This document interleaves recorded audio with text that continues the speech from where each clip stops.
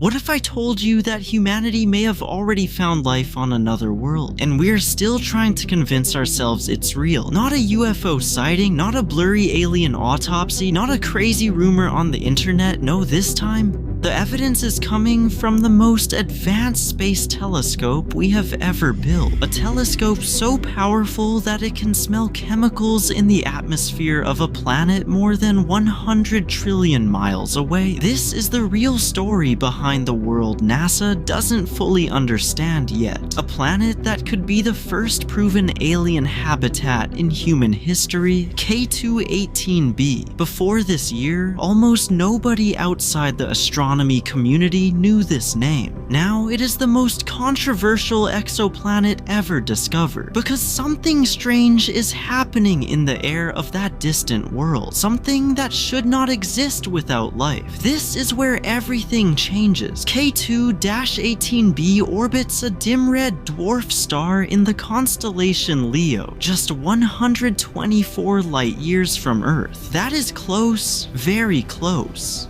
On a galactic scale, that is next door neighbor close. If life were supposed to be impossibly rare, then this should not be happening. Because if we already found a planet with a potential biosignature this close to us, then the universe isn't silent. It is full of oceans, full of biology, full of neighbors we haven't met yet. And this realization scares scientists more than it excites them. Because if life emerges easily, then intelligence might also emerge easily. And if intelligent civilizations exist in the hundreds or thousands, why haven't we met any of them yet? This single planet could be the beginning of the answer, or the beginning of a new fear. But before we talk about aliens, we need to understand the world they may be living on. K2-18b was discovered in 2015 by the Kepler Space Telescope. At the time, it was just one more dot in the dark. Nothing special, nothing screaming alien home. Then came the second surprise. K2-18b sits inside the habitable zone of its star, the zone where liquid water could exist. That alone is rare. Most exoplanets we detect are scorched deserts or frozen wasteland, but K2-18b is different in another way. It is much larger than Earth, but not quite a gas giant. It is a category of world that doesn't exist in our solar system, a world 8 times the mass of Earth, with a thick hydrogen atmosphere and possibly an ocean deeper than anything found on Earth. Scientists have a name for this kind of world, a Hycean planet. Hycean worlds are terrifying and fascinating. Imagine an ocean so deep you could drop Mount Everest into it and it would disappear without a trace. Imagine a thick sky heavy with vapor and hydrogen trapping heat and chemicals inside. Sunlight filtering barely into the water. A perfect nursery for simple life to evolve far below the surface, untouched, unseen. If life can survive there, the universe suddenly becomes a jungle of living worlds. And inside that jungle, K2-18b might just be the first one we've noticed. But a theory means nothing without proof. And proof arrived in the form of the James Webb Space Telescope. James Webb is not a camera, it is a chemical detective. When K2-18b passes in front of its star, a little bit of starlight passes through the atmosphere. That light carries secrets. Secrets about what molecules are floating in that air. Secrets about chemistry that shouldn't exist without biology. When Webb analyzed the atmosphere of K2-18b, it found methane, it found carbon dioxide, and then it found something else, something extremely suspicious, Dimethyl Sulfide, DMS. On Earth, DMS comes from one source, life. Specifically tiny ocean organisms, phytoplankton, that breathe near the surface of the sea. Let me repeat that. On Earth, DMS does not come from volcanoes, not from rocks, not from random chemical reactions, just life. If DMS exists on K2-18b, then K2-18b might have life. Not intelligent, not advanced, but living. moving, breathing, existing. Life that turns a silent alien ocean into something alive. This signal set the scientific world on fire, because if this is confirmed, then we are not searching for life anymore. We have found it. But before humanity opens champagne bottles and writes history books, we need to face a terrifying possibility. We might be wrong. We've been wrong before. There is a chance the DMS we detected is just noise, a glitch in the data, a ghost molecule caused by the way we process the spectrum. There's also a possibility that DMS could form through some unknown chemistry in extreme environments, no biology required. And there is one more twist that makes this planet even more mysterious. We don't actually know what K2-18b looks like. Is it a peaceful ocean world with gentle waves and life beneath the surface? Or is it a brutal super Earth with a crushing atmosphere that kills biology instantly? Or is it a cloudy mini Neptune with no solid ground at all? We don't know, not yet. K2-18b could be the first confirmed alien ecosystem or the greatest scientific misunderstanding of our time. But here's the part that makes this story completely different from past mistakes. We won't have to wait decades for answers. K2-18b orbits its star every 33 days. That means every month, the James Webb Telescope gets another chance to scan its atmosphere. More observations, more data, more truth. This mystery is not something the next generation will solve. We will. In our lifetime, maybe even this year. Right now, K2-18b is standing on a knife edge between myth and discovery. And the next few months will decide which side it falls on. If the DMS signal strengthens, if methane and CO2 keep matching the patterns of a Hycean atmosphere, if no natural process can explain what we're seeing, then humanity will have to accept one final, irreversible truth. We are not alone. And if that happens, everything changes. Before we decide whether this planet is alive, we need to understand the world it lives around. Because K2-18b is orbiting a very different kind of sun. Its host star, K2-18, is a red dwarf, small, dim, cold, only about half the size of our sun, and producing barely 2.5% of its energy. That sounds harmless, like the star is weak or gentle. But red dwarfs are the most violent parents in the galaxy. These stars flare. They unleash brutal storms of radiation that can strip away a planet's atmosphere and boil oceans dry.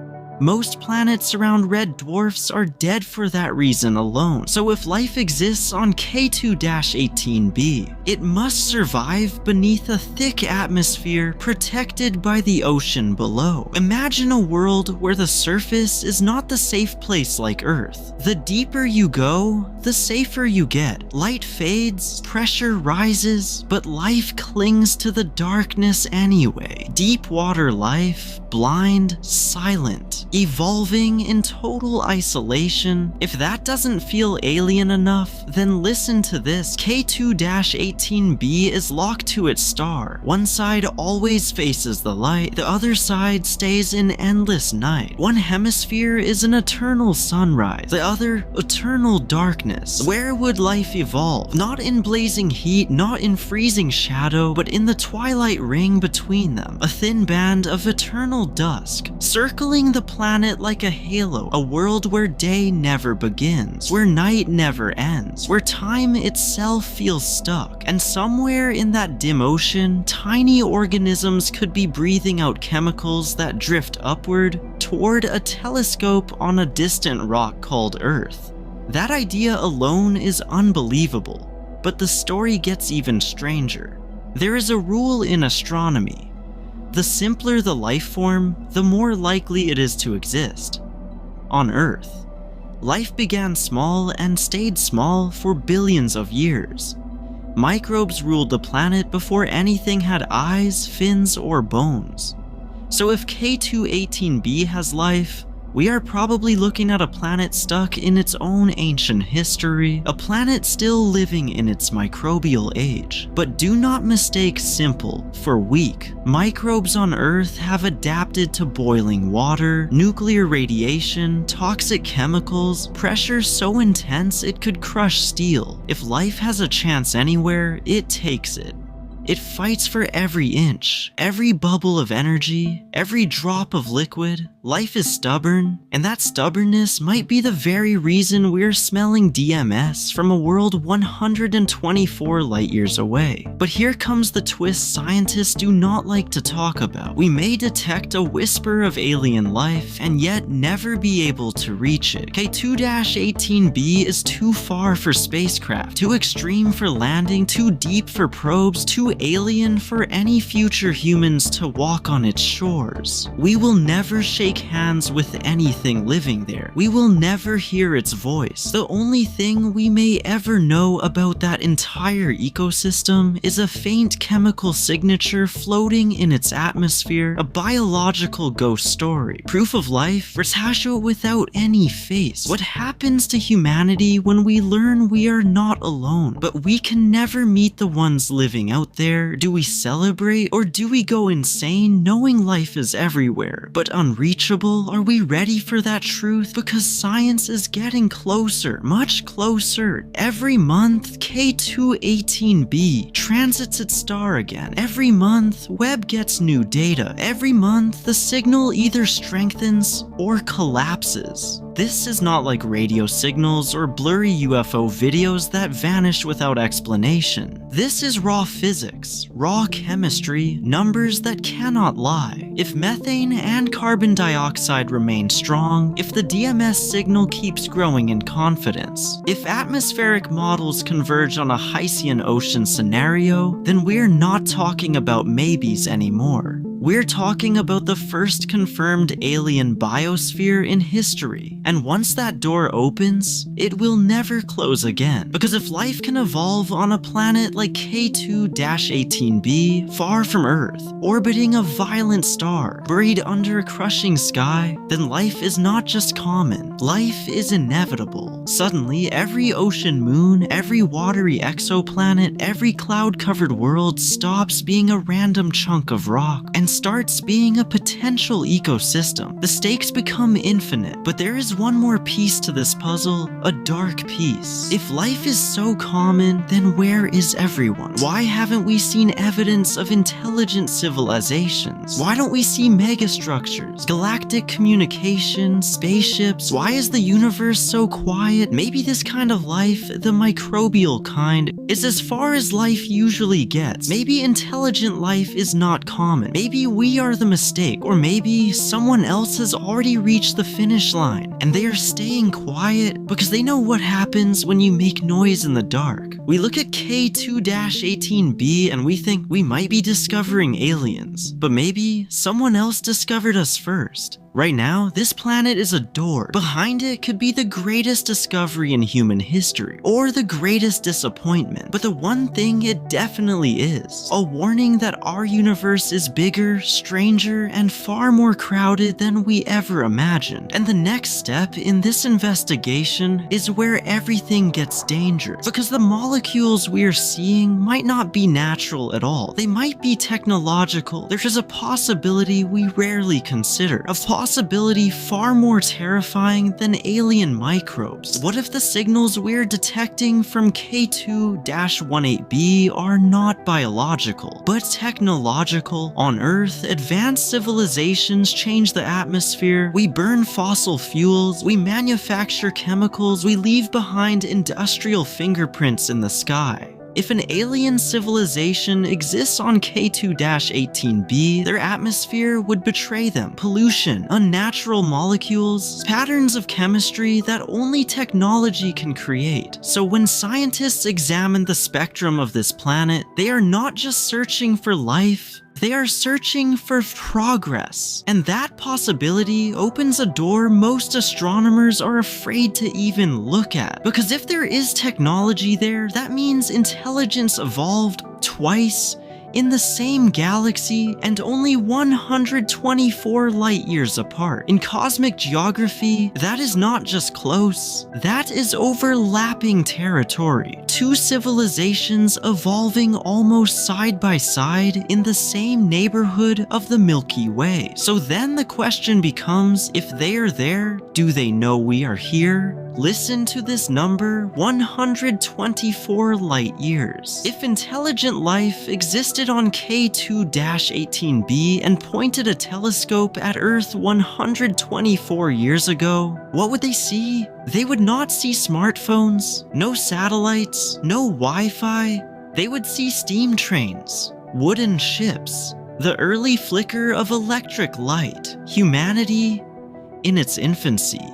So maybe they looked at us the same way we're looking at them now, as a primitive world that might one day matter. Maybe they are waiting, watching, silent. We don't know what is more frightening, the idea that they are out there, or the possibility that they are already aware of us. And if life is common in the galaxy, then intelligence is probably not a one-time accident. Civilizations could be forming everywhere, some ahead of us, some behind, some already vanished, destroyed by their own mistakes or wiped out by the universe. That brings us to a dark theory, the great filter. If the universe is full of life, why do we see no one? Maybe because most intelligent species don't survive long enough to explore the stars. Maybe we are racing against a cosmic deadline without even realizing it. So what does K2-18b really mean? It means we might not be special, we might not be alone, and we might not be first. But let's come back to the science, because the truth is not decided yet. Right now, K2-18b is a battle between two versions of reality. In one version, this is a Hycean world with oceans and thriving microbial life. DMS is real, a biosignature confirmed, we just found aliens. In the other version, the models are wrong, the chemistry is misunderstood, and the signal was nothing but noise. We got excited and the universe told us, not yet, two futures, only one is the truth. And the answer won't take centuries or decades. It could come any month now. Every transit, every spectrum, every new Webb observation pushes us closer to one side or the other. The world is holding its breath over a planet we cannot even see directly. Because if this planet is alive, then our moment in history is now. We are the generation that discovers life in the universe. Not by accident, not through fantasy, but through evidence. Maybe one day we will confirm methane cycles that do not make sense without biology. Maybe we will detect atmospheric changes that follow seasons or sunlight patterns. Maybe we will identify molecules that no natural process could create. And when that moment arrives, no matter how loud the cynics scream, the truth will be undeniable. Humans will look up at the night sky with new eyes. Every star will feel different. Every world will feel possible, and Earth will no longer feel like a miracle. It will feel like one chapter in a very, very long story. So here is the real ending. We do not know yet if K2-18b is alive, but it has already changed our place in the universe. It forced humanity to accept a new idea. Life might not be a rare treasure. It might be a repeating pattern. Give the universe water, energy, and time, and life begins. It may not speak, it may not think, it may not dream, but it exists. And if life exists there, then somewhere, life might be looking back at us. Maybe they are swimming in a dark ocean under a hydrogen sky. Maybe they are just microbes floating through alien waves. Or maybe they climbed out long ago and now stare at the stars just like we do, wondering who else is out here. This is not science fiction anymore. We are close. Closer than anyone expected. Whether K2-18b becomes the first confirmed living planet or just the first chapter in the search, one truth remains. We are not explorers searching for life in the universe. Life is searching for us too.